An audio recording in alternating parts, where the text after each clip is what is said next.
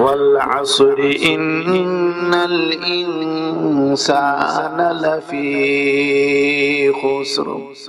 এই শুদ্ধ করে পড়ার শিক্ষা ও দারুল উলুম হাফিজিয়া মাদ্রাসায়। শুদ্ধ করে যদি পড়েন না তে আপনার নামাজ কবুল হইতো না। আর নামাজ যদি কবুল হয় না তাহলে আপনি বেহেশত দেখতে পারতেন না। আর বেহেশত দেখতে না পারলে কোন জায়গা তাহলে মাদ্রাসায় বেহেশত দিবে নাই তো ভাই।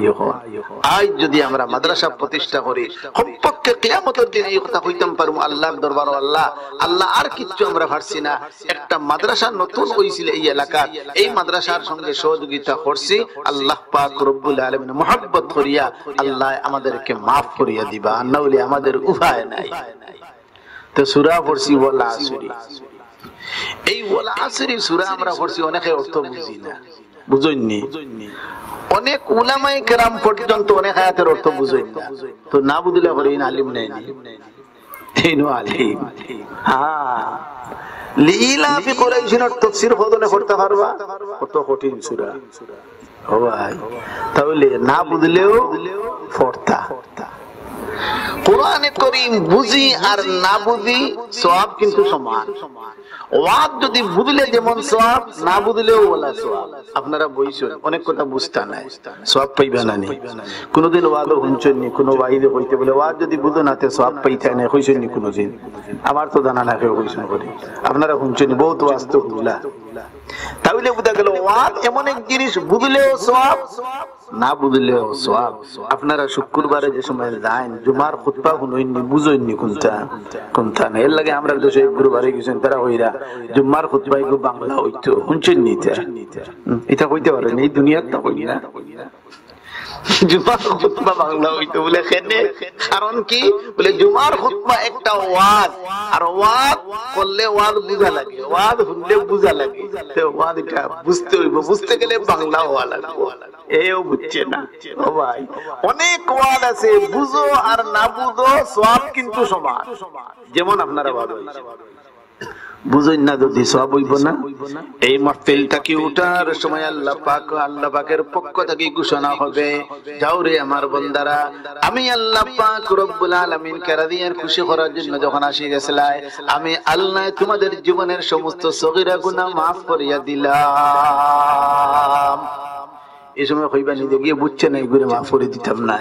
জি না। তো বুঝা গেল বুঝলেও সওয়াব, না বুঝলেও সওয়াব। যে সময় নতুন বাচ্চা জন্ম নেয় দুনিয়া, আমরা ইসলামের পতাকে আযান দেওয়া নাইনি। আযান দেওয়া, বেটি আযান দিতে না, বেটায় আযান দিতে মা। তো বেটাকে আযান জানোই নিতে, বহুত আযান জানে না। হ্যাঁ, ওইটা দেখিতে হইতো, না হইলে কিতা হয়। সেদিন তোর ঘরে ফুয়া হইব, দিন কিতা করতে মজদুরি মাপো বাড়ি চৌকিতে হইতো। ও ভাই, প্রত্যেক মুসলমানে আযান হয়ে গেল, একামত হয়ে গেল। দেখি একামত কি হাইয়া আলাস সালাহ, হাইয়া আলাস সালাহ হইল না, শুদ্ধ করে পড়তে হইব। হাইয়া আলাস সালাহ, হাইয়া আলাস সালাহ, قد قامت الصلاة قد قامت الصلاة। শুদ্ধ পড়তে হইব। শুদ্ধ পড়ো না, তোমার ইকামতের কোনো অর্থ নাই। যে সময় বাচ্চা জন্ম নেয়, ফুয়াও পড়িও, জন্ম নিলে কিতা করো? আযান হই না, আযান দেন, ইকামত দেন, ওলা নাই। কিন্তু হাসপাতাল যখন তোর জন্ম, এখন তোর আযান ইকামত হয়নি, ধরা নাই।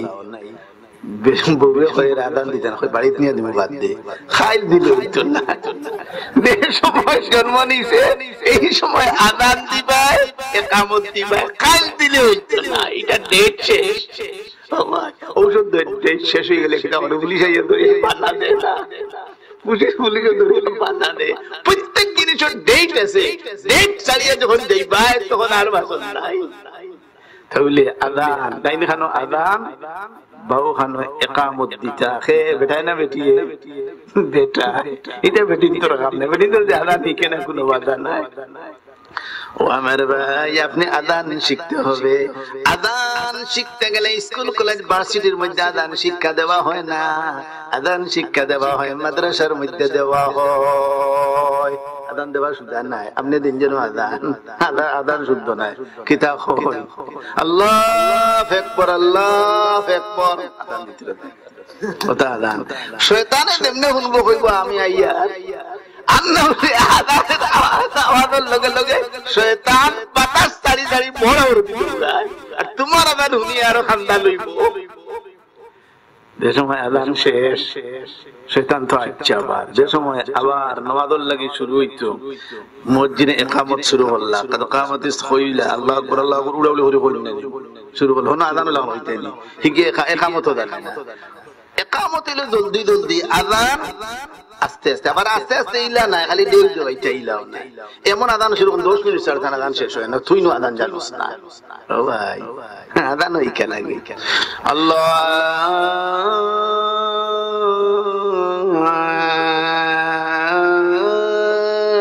আর মানে কোন তো সুন্দর আযান দেই দেওয়া, তোমার আযান হইছে না। আযান শিক্ষা করা লাগে, আযান কিলা দেওয়া লাগে, ইকামত কিলা দেওয়া লাগে।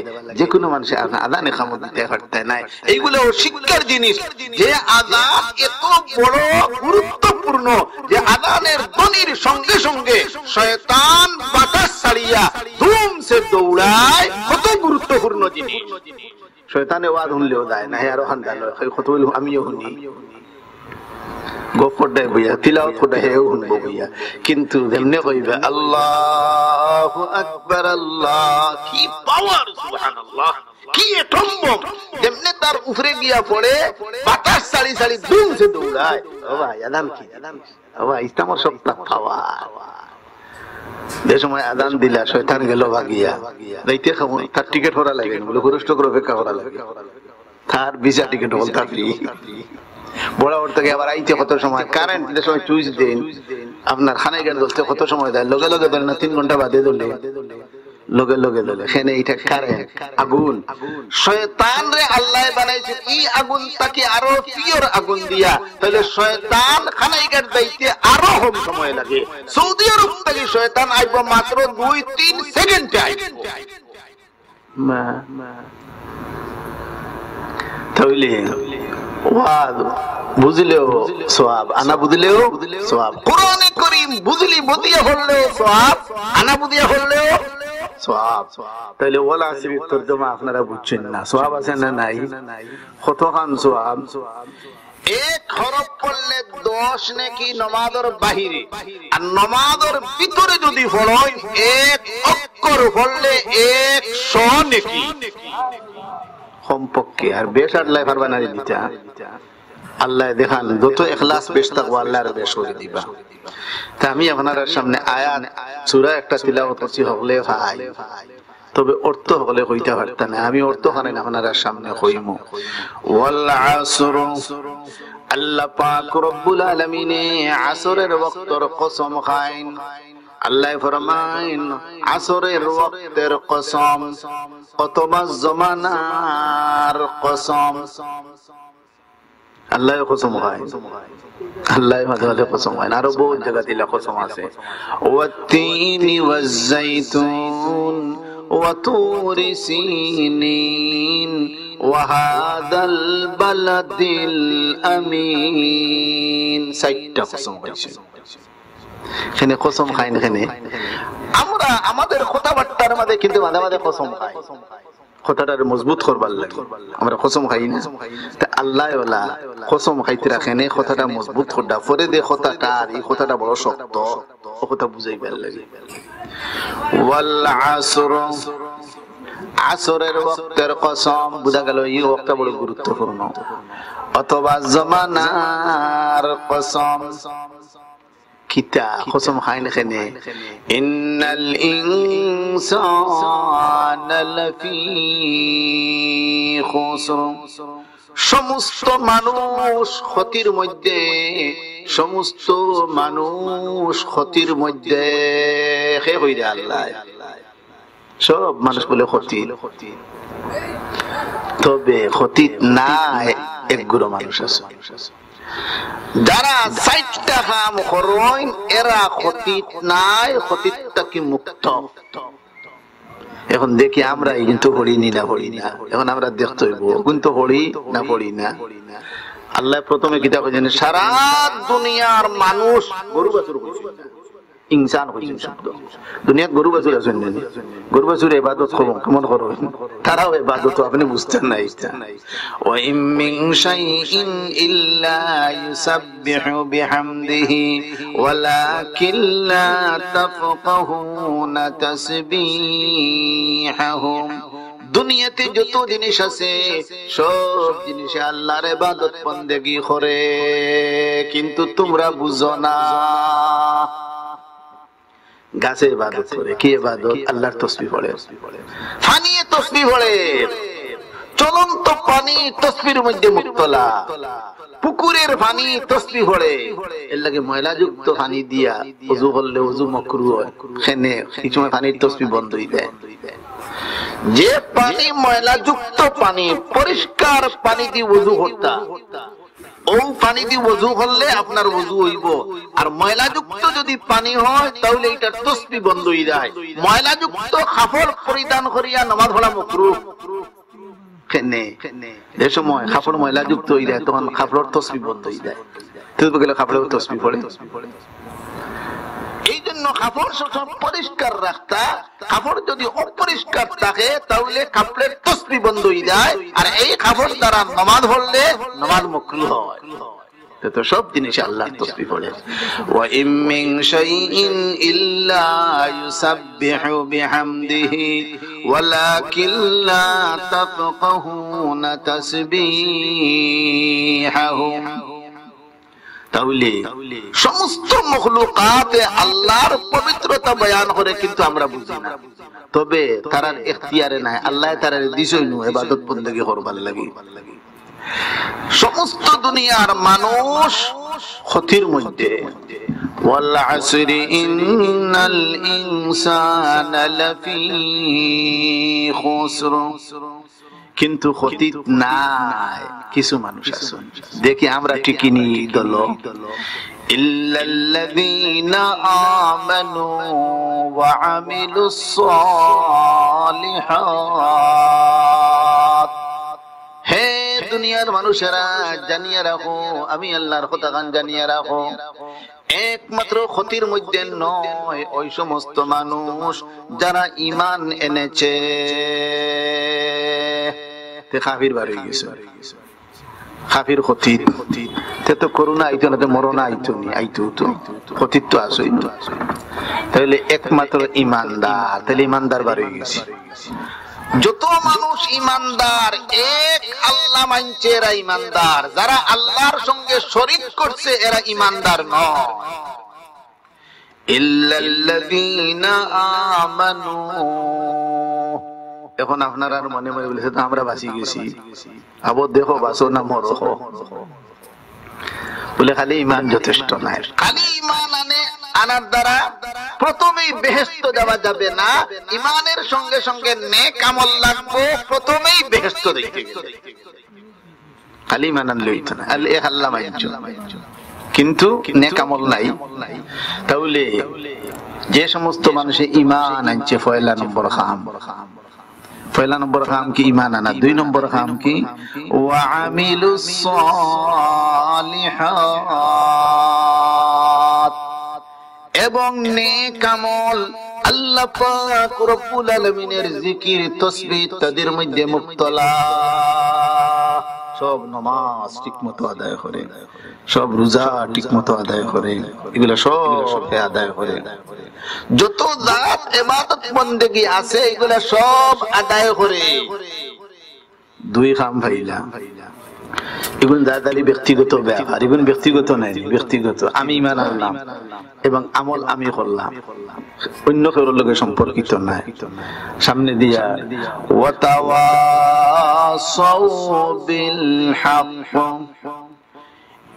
তিন নম্বর কাজ হইল একে অপরকে সৎ কাজের ওসিয়ত করে নসিহত করে ঘরের লগে সম্পর্ক তো বুঝা গেল খালি ঈমান আনলে নেক আমল করলে ব্যস্ত দেওয়া যাইতো না আরো কাম রইছে ঈমান আনতাম নেক আমল করতাম এর বাদে তিন নম্বর হইল একে অপরকে কি করতাম ভালো কাজের আদেশ দিতাম এইটা আমরা ডিউটি তিন নম্বর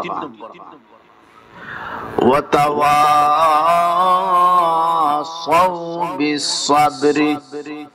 3 নম্বর খাস অসৎ খাস তাকি একে অপরকে নিষেধ করতা। ও সাইর খাস, এই সাইর খাদের মধ্যে যারা আসন, যারা মুক্তলা, এরাই একমাত্র ক্ষতির সম্মুখীন নয়। আর এই চার খাদ যাদের মধ্যে নাই, সব ক্ষতির সম্মুখীন। এখন হোক আপনারা সব ঢুকছেন নি, আবার ঢুকছেন না, ইমান আনছেন, আমল করটা ঠিক আছে, কিন্তু একে অপরকে সৎখাদের আদেশ দিন না। বউরে অনুবাদর কথা হই না, ফুয়ারে অনুবাদর কথা হো না। মুসিবত আইছে উঠিয়া কিতা হয়, ও আল্লাহ কোন গুনাহ খান করলাম, আজকে কত বড় মুসিবত, অথচ হজর অনুবাদ করছে না, গুনাহ তুকাইয়া গান না। ও আল্লাহ অত বড় মুসিবত, আজ কোন গুনাহ খান করলাম, বউবেও হজর অনুবাদ করছে না, হে কইছে ও আমার ভাই। তাহলে শুধু ঈমান আনলে, নেক আমল করলে আপনি ধ্বংসত্যাকে বাঁচতে পারতা নাই, যতক্ষণ পর্যন্ত আরো 2টা ডিউটি আদায় না করছেন। এক ডিউটি হইল সৎ কাজের আদেশ একে অপরকে দেওয়া, আল্লাহ কইরা। 2 নম্বর অসৎ কাজ তাকে একে অপরকে নিষেধ করা, আউ ডিউটি আদায় করা লাগবে। এই সাইড ডিউটি যেন আদায় করবায় এই ক্ষতির সম্মুখীন নয়, আর এই সাইড ডিউটি জাইন আদায় করতে নাই, আপনি ক্ষতির সম্মুখীন। এখন লেতে সৎ কাজের আদেশ দিতাম, কিলা দিতাম, মান রাআ মিনকুম মুনকারান ফালিয়ুগাইয়িরহু বিয়াদিহি। আল্লাহর নবী মুহাম্মদুর রাসূলুল্লাহ সাল্লাল্লাহু আলাইহি ওয়াসাল্লাম ফরমায়, যে ব্যক্তি দেখবা তোমার সামনে শরীয়ত বিরোধী কোন কাজ হইতেছে, শরীয়ত বিরোধী কাজ বুঝরা, শরীয়ত বিরোধী কাজ, তাহলে আপনি কি তা করতেন? নবী দিয়ে আমরা সুন্দর সমাধান দিয়া দিছ, ফালিয়ুগাইয়িরহু বিয়াদিহি। যদি তোমার শক্তি থাকে, বুঝো আমি যদি হাত দিয়ে যদি বাধা দেই, আমার উপরে কোনো আক্রমণ আসবে না, তাহলে তুমি হাত দিয়ে বাধা দেওয়া যাও।